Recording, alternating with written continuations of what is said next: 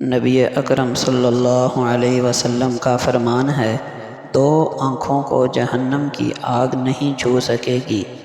ایک وہ آنکھ جو خشیت الہی سے رو پڑی، دوسری وہ جو اللہ کے رستے میں پہرا دیتی رہی۔ نبی اکرم صلی اللہ علیہ وسلم نے فرمایا، جو شخص نجومی کے پاس گیا اور اس سے کسی چیز کے متعلق پوچھا، 40 دن تک اس کی کوئی نماز قبول نہیں ہوگی۔ صحیح مسلم۔ آپ صلی اللہ علیہ وسلم نے فرمایا، ایمان کے 70 سے زائد حصے ہیں اور حیا بھی ایمان کا ایک اہم شعبہ ہے۔ نبی اکرم صلی اللہ علیہ وسلم نے فرمایا، جو شخص ہر روز صبح و شام 3 مرتبہ یہ دعا پڑھتا ہے، اسے کوئی چیز نقصان نہیں پہنچائے گی۔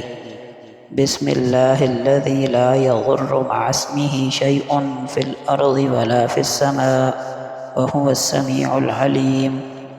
نبی اکرم صلی اللہ علیہ وسلم نے فرمایا، مظلوم کی بد دعا سے بچو، کیونکہ اس کی دعا اور اللہ کے درمیان کوئی رکاوٹ نہیں ہوتی۔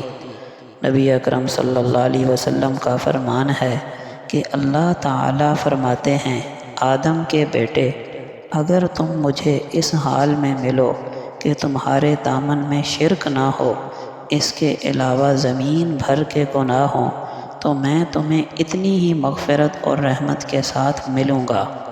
نبی اکرم صلی اللہ علیہ وسلم نے فرمایا، جو شخص امانت دار نہیں، اس میں کوئی ایمان نہیں، اور جو شخص وعدے کا پابند نہیں، اس کا کوئی دین نہیں۔